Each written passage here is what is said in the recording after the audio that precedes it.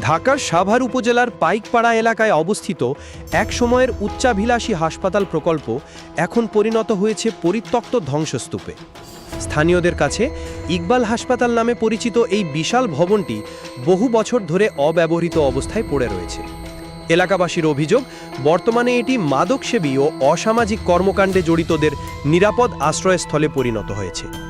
স্থানীয় সূত্রে জানা যায়, এরশাদ সরকারের সময় শিল্পপতি ইকবাল মানব কল্যাণমূলক উদ্যোগ হিসাবে এই হাসপাতাল নির্মাণের কাজ শুরু করেন।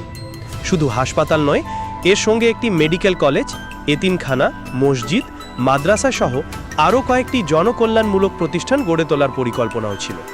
তবে প্রকল্পটি সম্পূর্ণ হওয়ার আগেই উদ্যোক্তার মৃত্যু হলে নির্মাণ কাজ বন্ধ হয়ে যায়। এরপর ধীরে ধীরে পুরো প্রকল্পটি পরিত্যক্ত অবস্থায় পড়ে থাকে। সরেজমিনে দেখা যায়, বিশাল আকারের অসমাপ্ত ভবনটি দীর্ঘদিনের অবহেলায় জরাজীর্ণ হয়ে পড়েছে। ভবনের চারপাশে আগাছা জন্মেছে, বিভিন্ন স্থানে অবকাঠামো ভেঙে পড়ার ঝুঁকি তৈরি হয়েছে।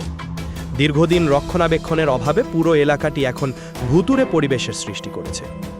স্থানীয়দের অভিযোগ, সন্ধ্যার পর ভবনটিতে সাধারণ মানুষের যাতায়াত প্রায় বন্ধ হয়ে যায়। তাদের দাবি, দীর্ঘদিন ধরে এটি মাদকসেবী ও অসামাজিক কর্মকাণ্ডে জড়িত ব্যক্তিদের আড্ডাস্থল হিসাবে ব্যবহৃত হচ্ছে।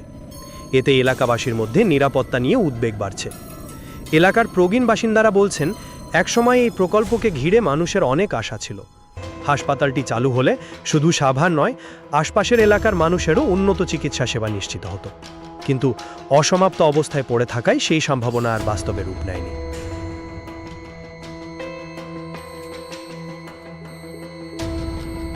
স্থানীয়দের দাবি, পরিত্যক্ত এই স্থাপনাটির ভবিষ্যৎ নির্ধারণে দ্রুত উদ্যোগ নেওয়া হোক। পাশাপাশি ভবনটির নিরাপত্তা নিশ্চিত করে এটিকে জনকল্যাণমূলক কাজে ব্যবহারেরও আহ্বান জানিয়েছেন তারা। এলাকাবাসীর আশা, যথাযথ পরিকল্পনা ও সরকারি উদ্যোগ নেওয়া হলে বহু বছর ধরে অব্যবহৃত এই স্থাপনাকে আবারও মানুষের সেবায় কাজে লাগানো সম্ভব হবে।